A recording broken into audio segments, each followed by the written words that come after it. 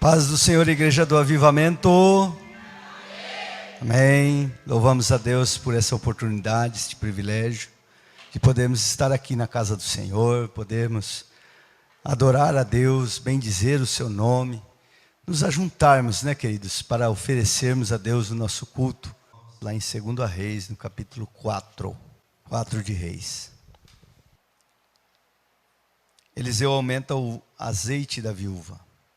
Certa mulher das mulheres dos discípulos dos profetas, clamou a Eliseu dizendo: meu marido, teu servo, morreu, e tu sabes que ele temia o Senhor.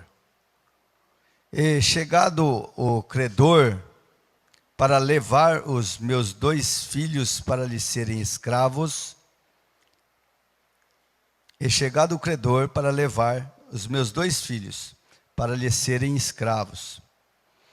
Eliseu lhe perguntou: que te hei de fazer? Dize-me, o que é que tens em tua casa? Ela respondeu: tua serva não tem nada em casa, senão uma botija de azeite. Então disse ele: vai, pede emprestadas vasilhas a todos os teus vizinhos, vasilhas vazias e não poucas. Então entra e fecha a porta sobre ti e sobre os teus filhos, e deita o teu azeite em todas aquelas vasilhas. Põe a parte a que estiver cheia. Partiu, pois, dele e fechou a porta sobre si e sobre seus filhos. Este lhe chegavam as vasilhas e elas as enchia. Cheia as vasilhas, disse ela a um dos filhos: chega-me aqui mais uma vasilha. Mas ele respondeu: não há mais vasilha nenhuma. E o azeite parou. Então foi ela e fez saber ao homem de Deus. E ele disse: vai, vende o azeite e paga a tua dívida, e tu e teus filhos vivei do resto. Querido Deus, nós te louvamos e te agradecemos, Senhor, pela tua palavra. Ó Deus, que esta palavra venha gerar em nós hoje fé, que venha gerar em nós hoje transformação, que venha gerar em nós, Senhor, cura, libertação. Enfim, meu Deus, que ela vá e produza, ó Deus querido, o fruto pelo qual ela foi enviada nesta noite. Em nome de Jesus, meu Pai, te pedimos: faz de mim um instrumento nas tuas mãos, usa-me como instrumento em nome de Jesus, amém. Sente-se, queridos. Só lembrando, queridos, a Bíblia diz que é para nós consolarmos uns aos outros com o quê? Com o anúncio da volta de Cristo, né? E esta semana nós tivemos uma tragédia muito grande no Equador. Quem ouviu falar? Quem ouviu falar da tragédia no Equador? Só vocês? Não mais? Puxa, que coisa, hein? Tempo de internet, né? Então, houve um terremoto muito forte. Já morreu 640 pessoas, parece. E tem mais de 130 pessoas desaparecidas. E uma parte muito grande da cidade foi destruída. Se não me engano é Quito, o nome da cidade, lá da capital do Equador. E isso daí, querido, eu estava orando aqui por essa tragédia, pelo povo, pela família, né? Aproveitei aqui a tarde que nós estávamos aqui em oração. E isso me trouxe uma tristeza de alguma forma, porque é claro que existem muitas pessoas que estão sofrendo, que perderam tudo, perderam familiares, perderam todas as coisas. Mas por outro lado, eu também fui visitado por uma alegria do Espírito. Porque isso, o Espírito Santo falava no meu coração o seguinte: é mais um sinal, é só mais um sinal da minha volta, do meu retorno, do retorno da segunda volta de Jesus. Então, meu coração se alegrou, não é? Por conta do sinal, que nós temos essa capacidade de ver no mundo espiritual. Queridos, ninguém vê isso. As pessoas que não têm conhecimento de Deus não vê essas coisas, não vê esses sinais. Tudo isso que está acontecendo, as crises, né, os problemas climáticos. Eu tenho um problema de respiratório assim, quando fica muito seco, eu fico com a garganta muito seca. Eu já tenho problema na garganta de não produzir a saliva necessária quando eu estou falando. E aí fica muito seco, os irmãos percebem, né? Tem uma voz mais meia pesada. Então, o problema climático, o outono dessa forma, nunca ninguém se ouviu, né? Eu não me lembro, né, de um outono que foi pior do que o inverno. Não fez nenhum tipo de frio esse outono. Então, são sinais da volta de Cristo. Então, é importante, querido, nós estarmos vigilantes constantemente. Porque a Bíblia diz que, dada a ordem do Senhor ao anjo, ele tocará a trombeta, soará a trombeta. E os que estiverem mortos em Cristo ressuscitarão. E aqueles que estiverem vivos terão um corpo glorificado, transformado, e todos nós nos encontraremos com Cristo nas nuvens. Amém, queridos? Então, lembre-se disso, não se esqueça disso, não é? Nossa pátria não é aqui no Brasil, a nossa pátria é em outro lugar. Você está aqui só passando por aqui. Amém, queridos? A nossa pátria é lá na eternidade com Jesus por todo sempre. Amém? Mas o assunto que eu quero falar hoje não é sobre isso, claro, porque o texto nem mesmo menciona, não é? Essa passagem, ela fala de uma viúva, de uma mulher viúva, que era mulher de um dos discípulos das mulheres, era certa mulher das mulheres dos discípulos dos profetas. Que essa mulher, que era uma mulher que o marido tinha perdido o marido, era uma mulher que era mulher de um profeta, de um discípulo dos profetas.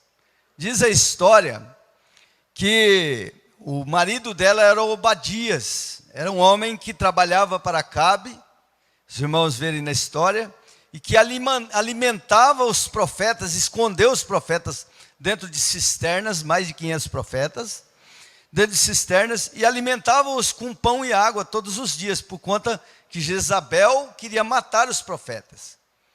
E fala-se que, segundo os teólogos, fala-se que ele adquiriu por conta disso uma grande dívida, por conta de alimentar 500 profetas, né? Gastava-se um valor razoável, em um tempo de escassez, de seca. E ele morreu, queridos, e deixou uma dívida muito grande com a esposa, com a mulher.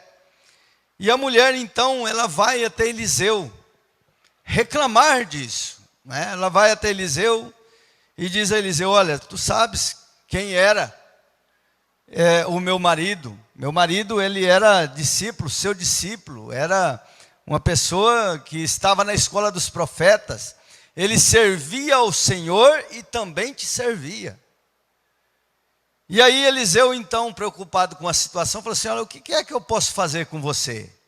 Não é? Porque talvez ela esperasse ali uma ajuda financeira, porque eu vejo aqui uma mulher que tinha um problema financeiro muito grave. E por conta desse problema financeiro, ela já tinha perdido tudo o que tinha dentro de casa.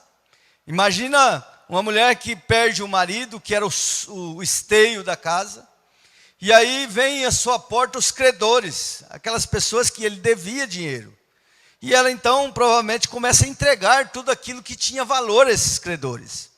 Mas não foi o suficiente aquilo que ela tinha para saldar a sua dívida. E agora ela tinha 2 filhos. E os credores então, por conta da dívida, baseado na lei da época, eles poderiam levar os filhos e tê-los eles como escravos, por conta da dívida que ela tinha que saldar. Então, você veja bem, a mulher já havia perdido o marido, e não é que era uma mulher que não é, que vivia de qualquer forma, era uma mulher crente. Ela vivia na igreja, buscando a Deus. Mas agora ela estava passando por uma luta, uma dificuldade muito grande. E ela agora estava a ponto de perder os seus filhos e vai até Eliseu, não é? E diz a Eliseu o seu problema. E Eliseu, então, preocupado com a situação, talvez ela esperasse que Eliseu desse a ela um recurso, fizesse uma vaquinha entre os profetas. Olha, vamos ajudar a família do fulano, porque ele morreu e está lá a esposa com dívida. Mas Eliseu, ele não entrou por este caminho. A Bíblia diz que ele disse assim, olha, o que é que eu posso fazer por você? Provavelmente a escola dos profetas estava em crise também, né? Era um momento de crise, e nós estamos vivendo um tempo de crise. E provavelmente estava passando que, olha, não podemos fazer nada, não temos dinheiro, não é? Então, tem uma passagem na Bíblia até que os profetas queriam comer e não tinham o que comer. E aí saíram pegando lá algumas folhas para fazer uma sopa. E entre as folhas tinha folha venenosa. Aí alguém disse assim, opa, tem morte na panela. E a Bíblia diz assim que foi lá Eliseu e lançou farinha na panela. E aquela sopa ficou boa novamente. Então, era uma crise muito grave, né? Era dias difíceis, financeiramente falando. E então Eliseu disse assim, olha, o que é que você tem em casa? E ela falou assim, olha, não tenho nada, eu só tenho uma botija de azeite.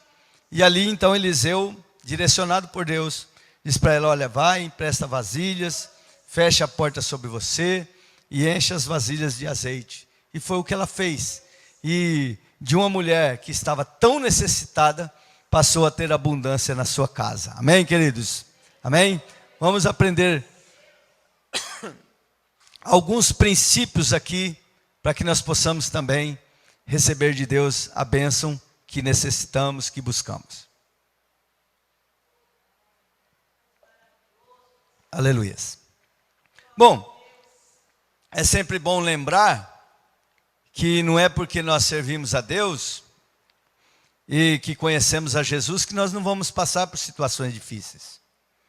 Que nós não estamos inseridos na crise que o país está vivendo. Que nós não estamos imunes de ter um problema familiar, de ter um problema de saúde. Que nós estamos imunes de ter qualquer outro tipo de problema. Não.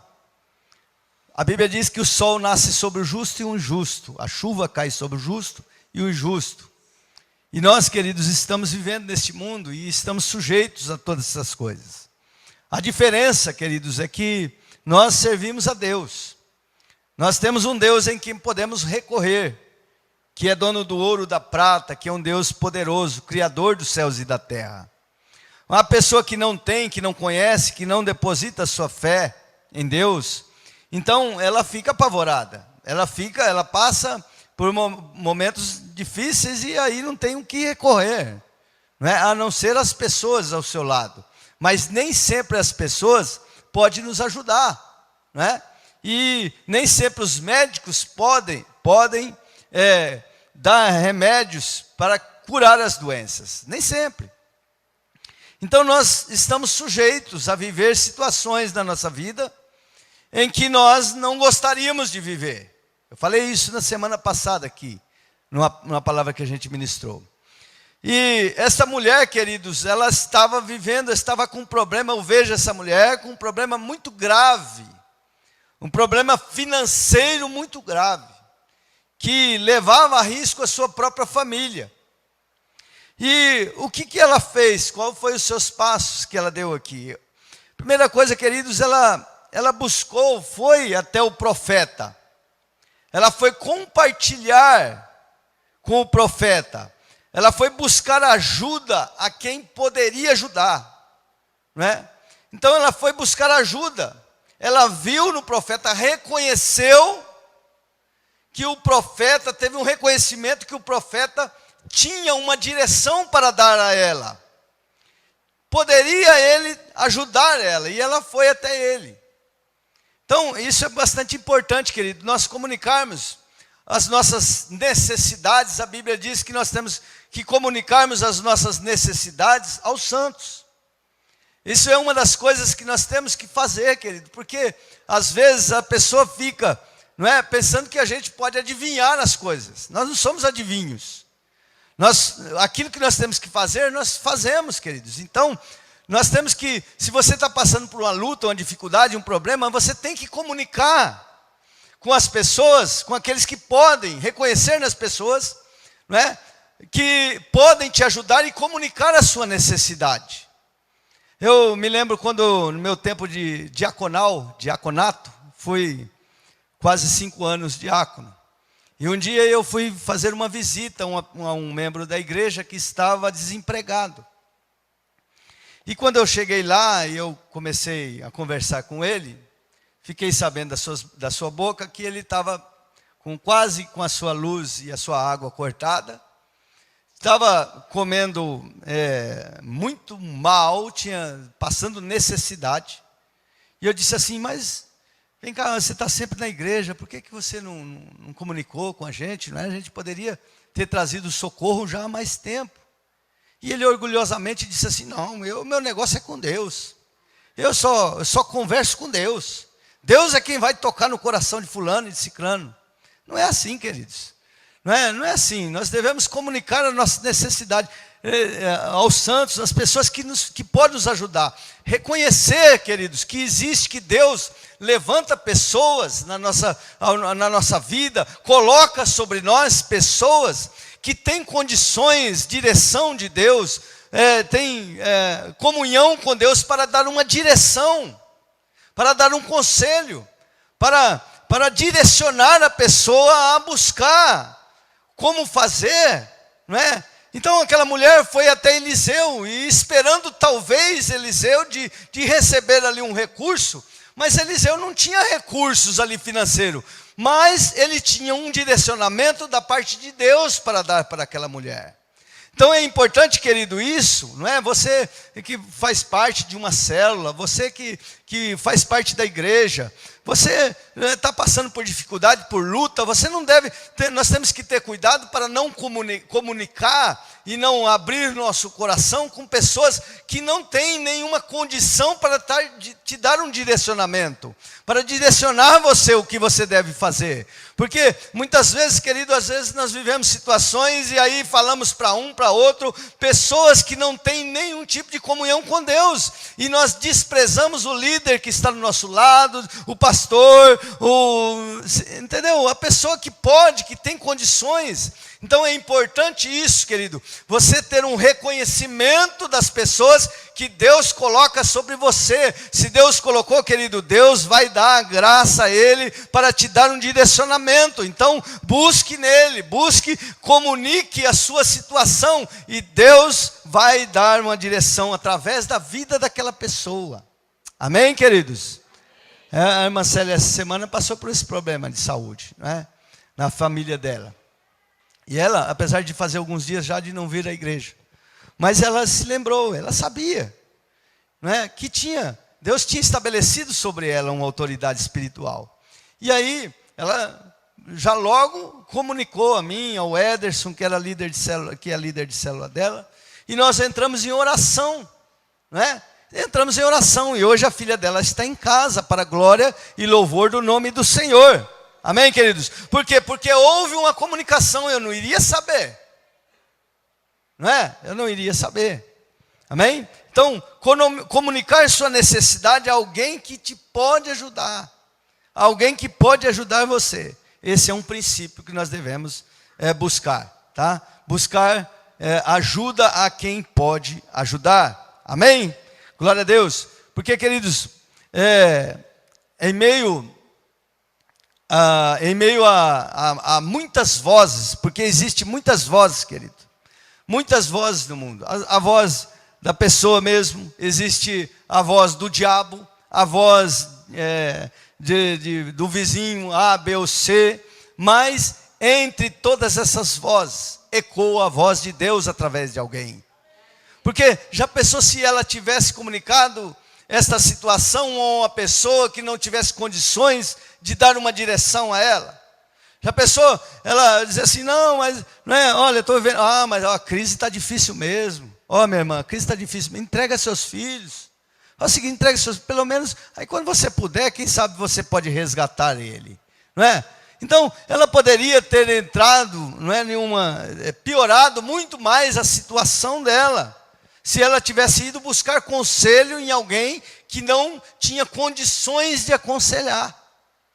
Quem está entendendo diz amém. Amém, queridos? Então, queridos, outra coisa que nós devemos saber, não é? Outra coisa que nós devemos saber Deus usa as pequenas coisas para revelar grandes problemas. Deus usa pequenas coisas para revelar grandes problemas. Amém? Deus, Ele, ali naquela situação, queridos, a situação daquela mulher era uma situação crítica, né? Era uma situação crítica. E o profeta aqui, ele fala àquela mulher, olha, o que é que você tem em casa? O que você tem em casa? E aquela mulher disse assim, olha, eu tenho uma botija de azeite. Mas ela não falou, queridos, em uma botija de azeite, com um tom de quem estava falando assim, olha, eu tenho uma botija de azeite para a solução do meu problema. Ela disse em um outro tom, o tom dela foi o seguinte, olha, eu não tenho nada, eu só tenho essa botija de azeite. Ela quis dizer, olha, o que é uma botija de azeite diante de uma situação que nós estamos vivendo? O que é este pouco, esse tão pouco? Não é nada. E aí, queridos, entra uma parte que nós podemos estabelecer aqui como um princípio. A nossa insuficiência diante de Deus. Deus, Ele não precisa da nossa suficiência. Deus não precisa da nossa suficiência. Mas a nossa insuficiência, querido, diante de Deus, quando nós colocamos diante do Senhor, Deus, Ele torna aquela insuficiência em capacidade de transformação. Aquela mulher, ele disse assim, olha, o que tens lá? Uma botija de azeite. Não tem nada. Não é nada diante daquilo. E quando nós olhamos para a Bíblia, querido, a palavra de Deus fala assim que Deus, Ele pega aquilo que é vil e se coloca e se faz daquilo que é vil algo grande, importante. Ele pega aquele que estava lá no monturo, na lama, no pecado, e coloca sobre uma rocha e senta ele em meio aos príncipes. Então, nós podemos entender o seguinte, que a insuficiência de Deus, nós, quando colocada nas mãos do Senhor, Ele faz ele trabalha em cima daquela insuficiência, trazendo e fazendo daquele pouco grande, porque Deus, Ele não precisa da nossa autossuficiência, Ele precisa tão somente que você reconheça diante do seu problema, olha, eu não tenho capacidade para administrar essa situação, e eu então agora preciso de ajuda. Então, não só isso, querido, não só que Deus faz isso com pessoas, mas com coisas, não é? Quem não se lembra, queridos, que não se lembra do que Deus fez na multiplicação dos pães e dos peixes? Quem não se lembra naquele momento onde estavam todos reunidos diante daquela reunião tão grande, né? Jesus ministrando a mais de 5.000 mulheres, a 5.000 homens, fora as mulheres e crianças, e aí chegaram num momento que o Senhor disse assim, olha, nós temos que alimentar este povo. Mas aí alguém disse assim, como que nós vamos alimentar este povo, sendo que a nossa condição é tão pequena, não temos nada. Mas o que tens aí? Eu tenho 5 pães e 2 peixes. Bom, então é o suficiente. Queridos, eu não sei o que você tem para oferecer a Deus no problema que você está vivendo, mas eu quero te dizer o seguinte, em nome de Jesus Cristo, o que você tem, se você colocar nas mãos do Senhor, é suficiente para produzir o milagre da transformação, em nome de Jesus. Amém, queridos? Então, o que você tem em sua casa? O que você tem? Ela respondeu a Eliseu: eu tenho uma botija de azeite. Não é nada, não é? Não é nada. É insuficiente para resolver o problema.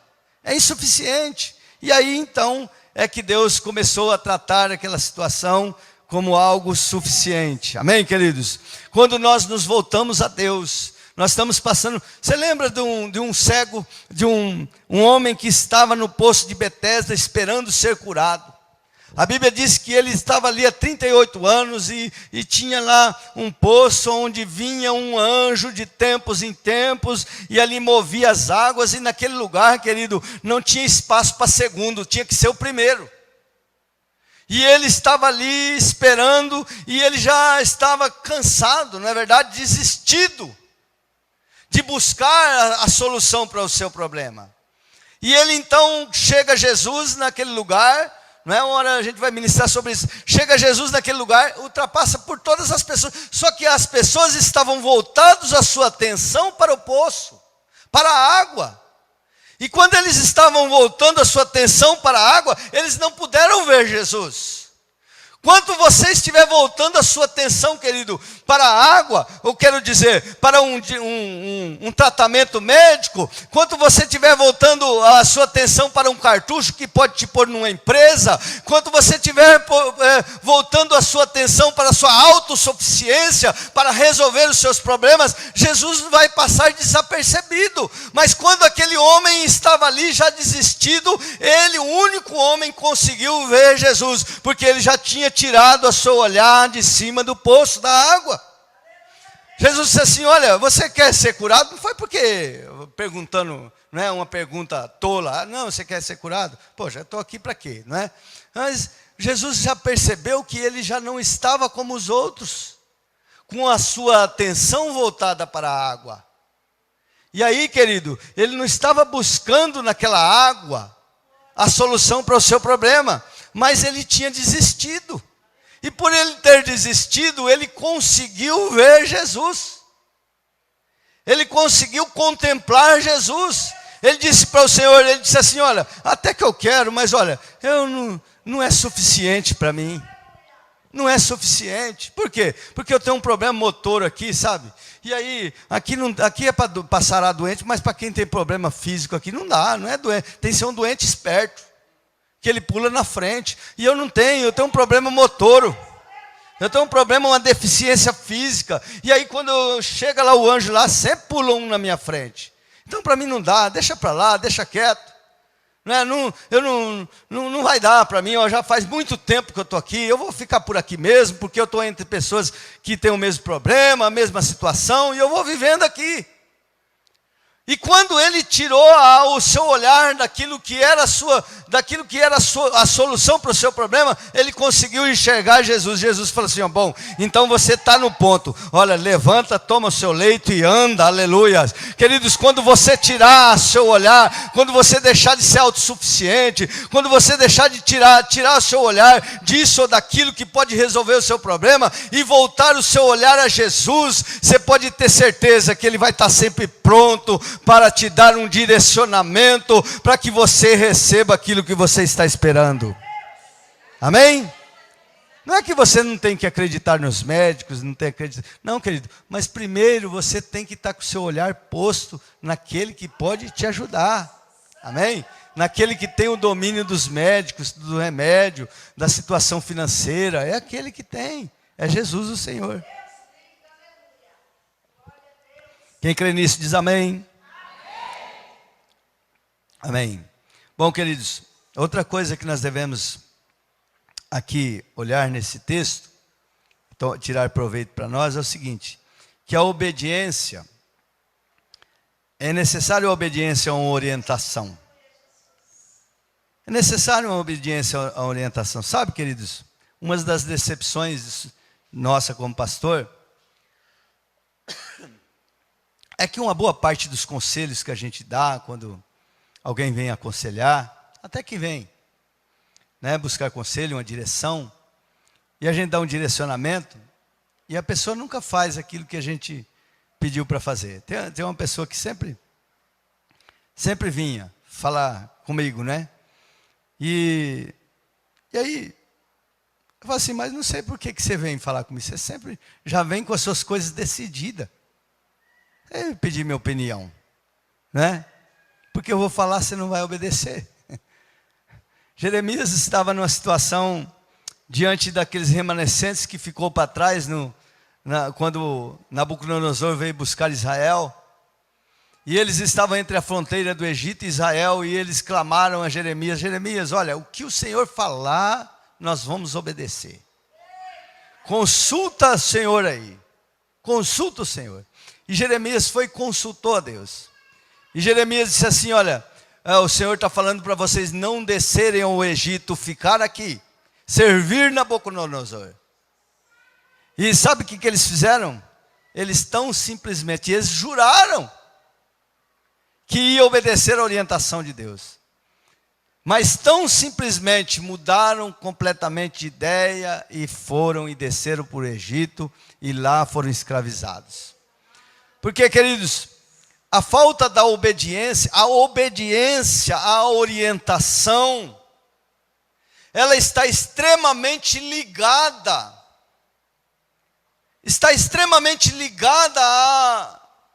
ao milagre. Não existe milagre sem submissão, sem estar submisso à orientação dada da parte do Senhor através de alguém. Não existe, queridos, não tem como. Aquela mulher, queridos, ela poderia ter murmurado, reclamado, porque a situação dela era de vida ou morte. Ela poderia ter dito assim: poxa, eu venho aqui pedir uma ajuda financeira, e você vai me dar uma orientação louca como essa, de eu ir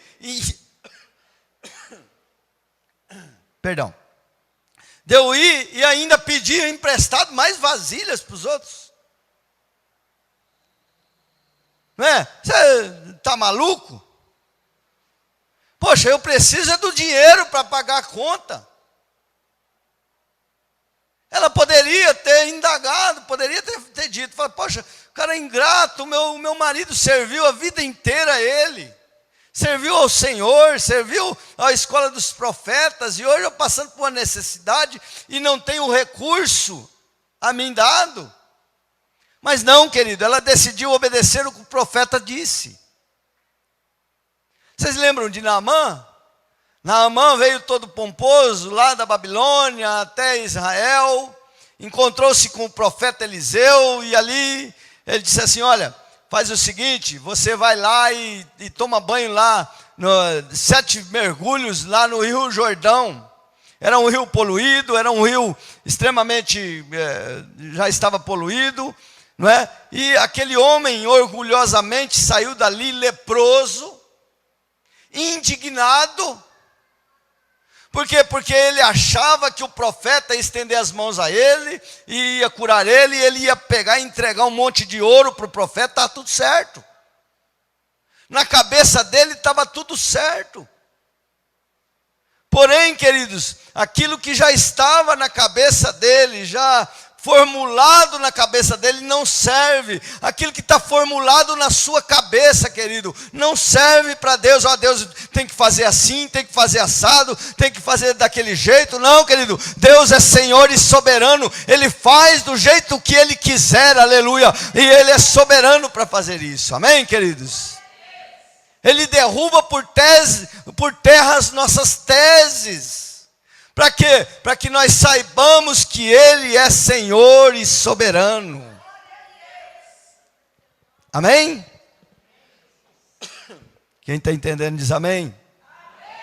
Pois é, queridos. E aí Naamã, orgulhoso, leproso e orgulhoso. Que coisa, né? Cara leproso e orgulhoso, precisando, necessitado, recebeu uma orientação da parte de Deus, né?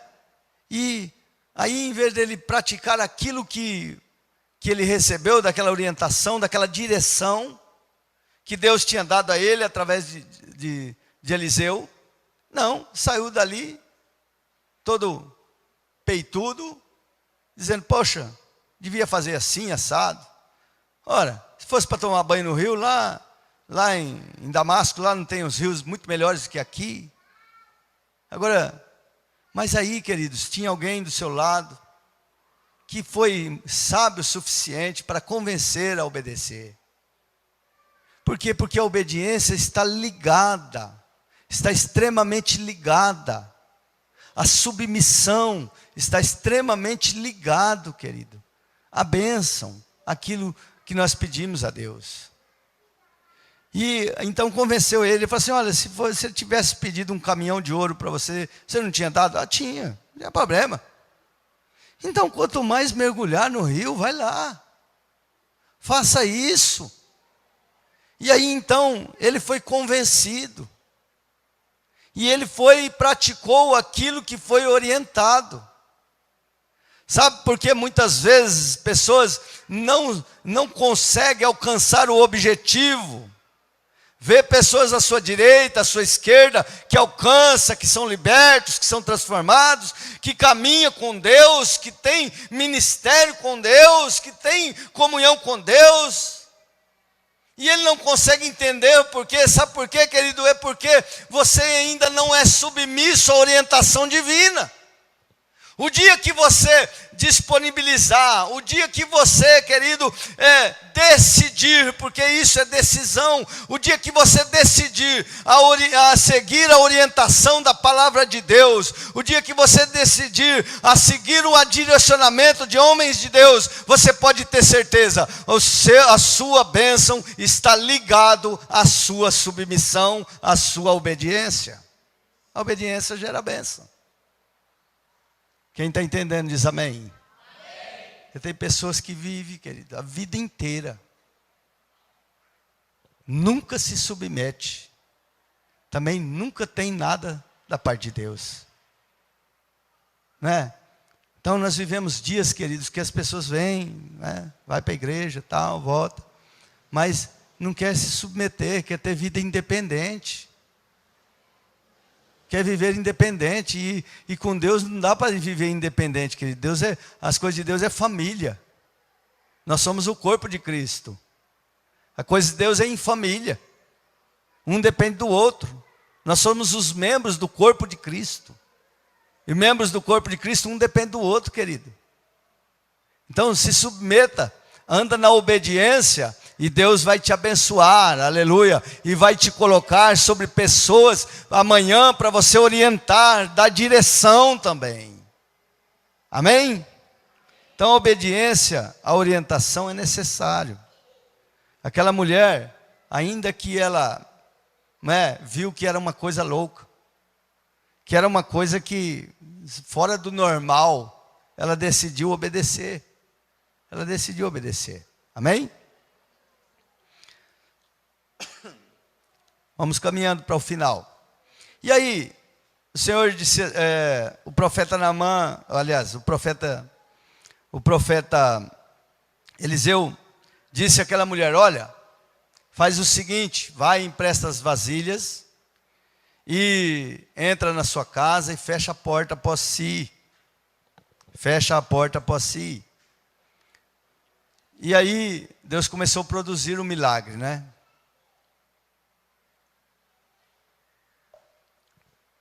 Agora, queridos, a garantia da resposta do Senhor, querido, está nesse princípio de fechar a porta após nós. Essa é uma garantia, porque fechar a porta simboliza você proteger sua fé. Aquela mulher estava agindo agora por fé, diante daquela situação. Ela estava agindo agora pela fé, porque na verdade era uma orientação sem nexo, sem a razão.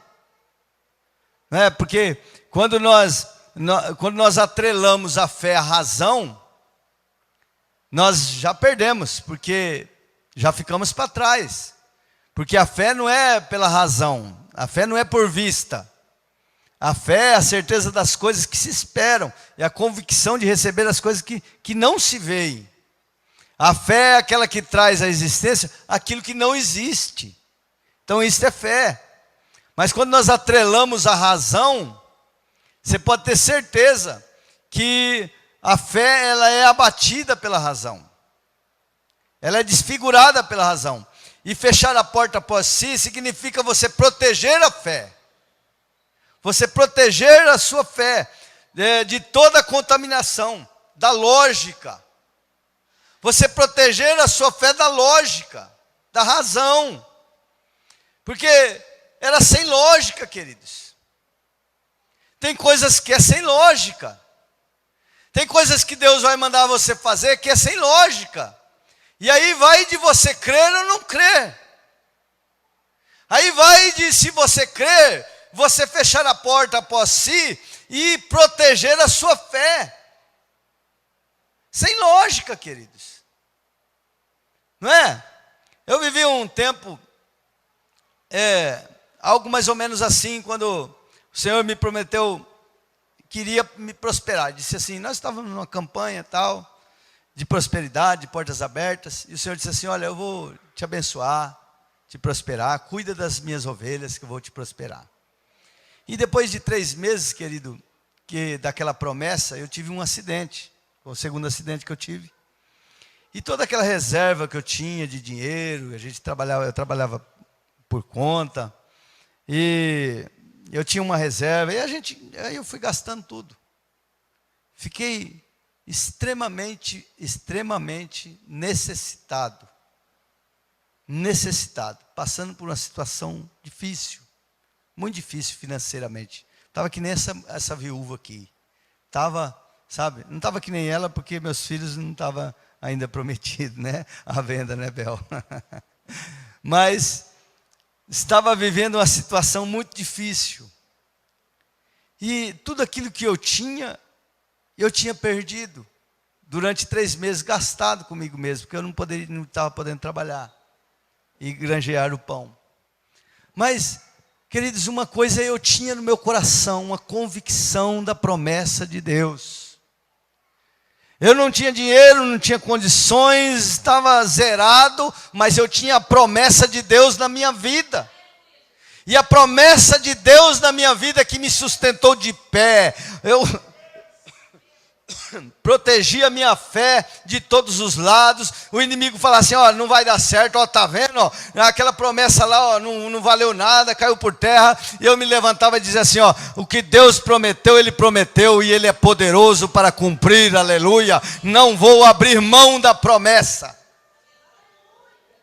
Até que quando passou um tempo, as promessas de Deus começaram então a ser vividas na minha vida, porque o Senhor é fiel para cumprir aquilo que promete. Amém, queridos? Se Deus prometeu na sua vida, fica debaixo da submissão, debaixo da orientação de Deus, fecha a porta após você, não permita que a sua fé seja roubada pelas circunstâncias, mas guarde a sua fé, e o Senhor vai te abençoar e cumprir com aquilo que Ele prometeu, em nome de Jesus. Amém? Então, queridos, nós devemos guardar a nossa fé, amém? Fechar a porta após si. Deus sempre vai nos usar também, querido, como parte do milagre. Deus sempre vai usar nós como instrumento para participar do milagre na nossa vida. Quem crê nisso diz amém. O Senhor sempre vai nos envolver em seu milagre. Quando o Senhor fez o milagre da multiplicação dos pães e dos peixes, ali houve uma orientação do próprio Senhor, disse assim, olha, faz com que todos se assentem, divida eles em grupos de 50 e 50, e traga aqui os pães e os peixes das minhas mãos. E eles trouxeram os pães e os peixes, já pensou o trabalho? Ali tinha por volta de 10 mil pessoas, o trabalho para eles se organizarem, tudo direitinho, sentarem os grupos. Então tem coisa, querido, que exige um trabalho a ser feito. Que exige um trabalho, exige uma busca constante, exige um compromisso de fazer aquilo que Deus pede para você fazer. Ora, se Deus tem uma promessa que você vai pregar a palavra de Deus, por exemplo, exige um compromisso seu. De você, o quê? Buscar conhecimento, de se entregar a Deus, de ter comunhão, de orar, de jejuar, de ler livros, de ler a palavra de Deus, como uma oportunidade de ter aqui, que a gente vai ter aqui, de estudar, né? De estudar, de buscar esse conhecimento. E exige um trabalho a ser feito. Então tem coisas na nossa vida, querido, que exigem um trabalho. Né? Exige você participar desse trabalho. Você fazer o que deve ser feito. Porque eu nunca vi Deus abençoando ninguém na Bíblia que é preguiçoso, que é relaxado. Não.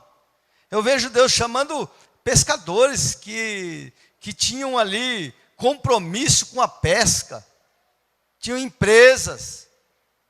Eu vejo ali Deus buscando entre os seus discípulos pessoas que tinham compromisso com o governo. Pessoas que eram trabalhadores, que eram dispostos e disponíveis. E aí, queridos, eu vejo o seguinte, que nesse texto eu aprendo um princípio, e o princípio é o seguinte, que Deus sempre vai nos fazer parceiros naquilo que Ele deseja fazer, no seu propósito para com a nossa vida. E é necessário que você se disponibilize a fazer o que tem que fazer, querido. Aquela mulher precisava pegar lá as vasilhas. Agora imagina ela indo nos vizinhos todos. E ela, né, os vizinhos, mas vasilha, o que está acontecendo? O negócio está tudo escasso aqui. Bom, vamos emprestar, as vasilhas estão tudo vazia mesmo. Né? A vizinhança estava com a vasilha tudo vazia mesmo, não tinha azeite, não tinha nada. Vamos emprestar, vamos levar, essa doida aí, deixa ela levar, depois nós pega de volta. E ali ela saiu fazendo aquele trabalho com os filhos, pedindo emprestados as vasilhas aos vizinhos. Agora você imagine o tanto de vizinho, eu não sei quantos, não era poucos, né, querido? Porque a mulher vendeu uma parte, pagou a dívida que não era pouca e viveu com o resto. Então não foi poucas vasilhas, foi um trabalho intenso. Foi um trabalho intenso. Talvez durou um dia, 2 dias, uma semana, não sei. E após fazer tudo isso aí, levar tudo para sua casa lá e deixar tudo lá na sua casa. Ajeitar tudo. E depois falar para os filhos, olha, agora é hora, vamos entrar para dentro, para nós vivermos o milagre de Deus. Talvez você esteja vivendo uma situação difícil na sua vida, mas faça o que você tem que fazer. Faz o que Deus pede para você fazer. Se Deus está pedindo para você buscar Deus, busque a Deus. Se Deus pede para você voltar em algum lugar que você caiu, que você deixou, que você abandonou, volte, querido.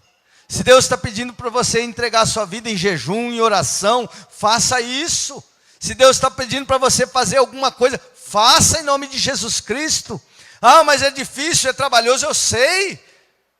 Deus não tornou as coisas para nós fáceis. Não, querido. Faça em nome de Jesus, se esforce, se empenhe, e no momento certo você vai entrar para dentro de casa, vai fechar a porta sobre você, e você vai olhar e o milagre já vai estar estabelecido na sua vida, para a glória do Senhor. Então, não foi fácil. E esse princípio é importante, querido. Não é? Quando o Senhor Jesus fez com que todos sentassem ali, aliás, os discípulos, né? Aquela trabalheira toda. Então aí foi onde ele foi agradecer ao pão, entregar nas mãos dos discípulos. E os discípulos, o milagre aconteceu nas mãos dos discípulos, nas mãos dos apóstolos. Deus vai usar as suas mãos. Deus vai usar, Deus está me dando algo aqui, querido. Deus vai usar as suas mãos para realizar milagres, aleluia.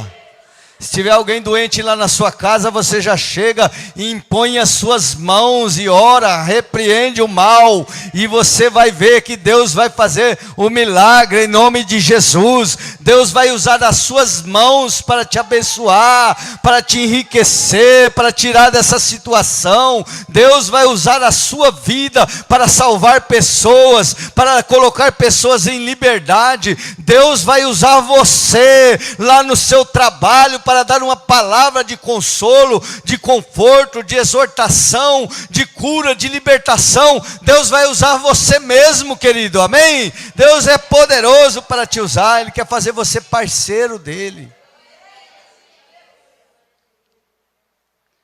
Ele quer fazer você parceiro dEle, amém? E eu vou encerrar com o seguinte princípio espiritual agora. Não tendo vasilha mais vazia, o azeite cessa. Porque quando aquela mulher terminou lá com a sua última vasilha, traz mais uma vasilha, não tinha. E aí o azeite cessou. Queridos, azeite é símbolo do Espírito Santo, símbolo de unção. É símbolo de unção. E a verdade é, queridos, que a unção de Deus vem sobre a nossa vida quando nós estamos vazios. Mas não vazios de Deus, mas vazios de nós mesmos. Da nossa razão, do nosso eu, do nosso ego, das nossas próprias vontades, dos nossos próprios desejos. Esvaziar-se, querido, simboliza que nós estamos disponíveis para receber o azeite da parte de Deus. Não adianta, querido, você ser ministrado, nós orarmos, nós fazermos as coisas, se você não estiver disposto e disponível para receber de Deus. Não adianta se você não pegar seu orgulho, sua prepotência, sua altivez, se você não pegar a sua religiosidade, as suas crenças, se você não pegar as suas razões e lançar fora de você e dizer: Senhor, eu estou disposto a receber algo do Senhor, receber o novo do Senhor. Se você não estiver disposto, você não vai receber a unção, graça de Deus, nunca. Não é? Por que nós, às vezes, vemos pessoas que têm a plena comunhão com Deus e, às vezes, do seu lado, aquela outra pessoa não tem. Por quê? Porque a outra pessoa não se disponibilizou. A vasilha não está vazia, e quando a vasilha não está vazia, querido, o azeite cessa. Então, é necessário, querido, a nossa autossuficiência. Nós falamos sobre entregar a nossa insuficiência. O problema é, querido, que nem a nossa insuficiência, muitas vezes, Deus tem disponível para trabalhar conosco. Nós entregarmos e lançarmos fora a nossa autossuficiência. Eu não posso, eu não tenho condições. Nós lançarmos fora, querido. Então, só a partir do momento que nós decidirmos em nosso coração de esvaziar de nós mesmos, de lançar fora a bagagem que nós carregamos e que o diabo aproveitou e ainda pôs alguma coisa, que introduziu alguma coisa na nossa bagagem, nós lançarmos fora, querido. Se nós não lançarmos fora, você pode ter certeza que nós não vamos receber o azeite de Deus não pode fluir quando a vasilha não estiver vazia, não pode. Então, queridos, aqui o azeite cessou, as vasilhas vazias tinham acabado. Quero dizer para você que o Espírito Santo continua o mesmo. Que a unção de Deus, ela continua o mesmo lá do dia de Pentecoste. Que Deus continua o mesmo lá do Pentecoste. que Deus é o mesmo ontem, hoje e eternamente. Mas é necessário, querido, nós como vasilhas do Senhor, nós como vasos do Senhor, estar vazios, para que nós possamos receber da parte do Senhor o Espírito Santo e ser cheios da tua graça. Amém?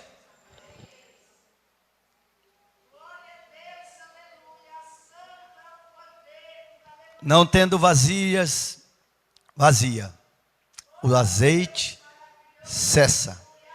O azeite cessa. Amém? Então, queridos, aquela mulher buscou orientação a quem podia dar orientação a ela, a quem tinha condições de orientá-la. Ela reconheceu no profeta uma autoridade espiritual que poderia ajudar.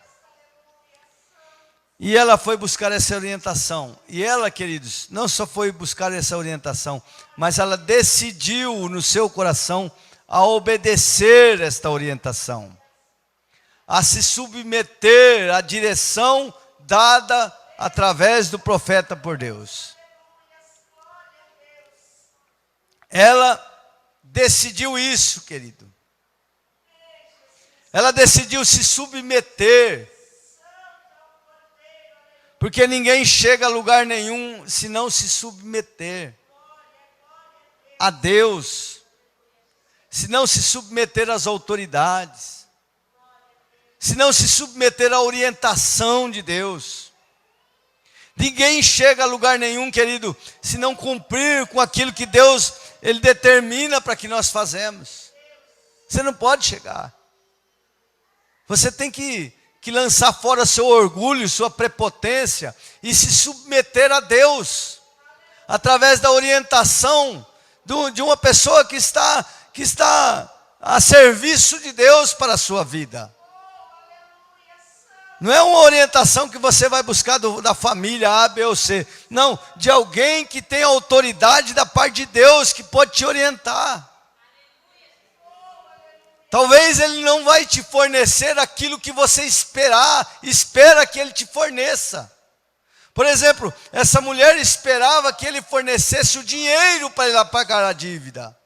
Mas a orientação dele foi para que ela pegasse emprestado vasilhas e entrasse na sua casa.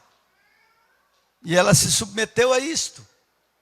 Então, ninguém chega a lugar nenhum, queridos, se não estiver disposto a se submeter a Deus. E ninguém chega também a lugar nenhum, querido, se você não estiver disposto a entregar a Deus a sua insuficiência. Isso não é suficiente, não interessa, querido. Deus não precisa da sua autossuficiência para realizar algo na sua vida. Pelo contrário, quando você se acha autossuficiente, aí é que não acontece nada mesmo. Mas o dia que você fala assim, Deus, olha, eu estou diante dessa situação, olha, o Josafá estava diante de 1 milhão de soldados, ele tinha ali 300 mil, e ele disse assim, olhava assim, aquela multidão, ele disse assim, Deus, eu estou diante dessa situação, só o Senhor é quem pode dar a vitória do fraco para com o forte.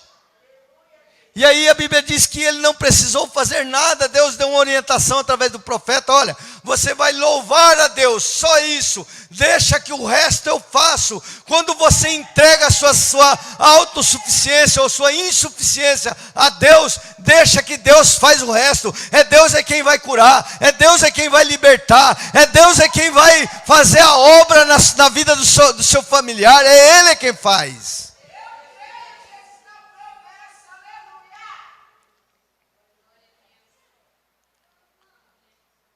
E aí, querido, o que precisamos fazer diante dessa situação? Fechar a porta após nós. Cuidar para que ninguém roube a nossa fé. Proteger a nossa fé através da oração, da comunhão com Deus. Proteger a nossa fé da razão. Proteja a sua fé. O diabo veio para roubar a fé, querido. Ele veio para roubar, matar e destruir. E é isso que Ele quer. Outra coisa que aprendemos nessa noite, que Deus sempre vai usar a cada um de nós como parte do milagre. Deus vai usar a sua vida, as suas mãos, a sua boca, seus pés. Deus vai usar você. Você é um instrumento de Deus para a realização do milagre na sua vida. Amém, queridos? Mas para isso você tem que estar disponível, disposto, disponível para receber da parte de Deus a unção necessária. Você tem que estar vazio de você mesmo para receber da parte do Senhor a unção. E você debaixo da unção, querido. A Bíblia diz que a unção do Senhor quebra todo jugo, não tem demônio, não tem diabo, não tem inferno nenhum que pode subsistir diante de uma pessoa, de um homem, de uma mulher cheia da unção de Deus. A unção do Senhor quebra todo jugo. Amém? Fica de pé, vamos orar em nome de Jesus. Aleluia.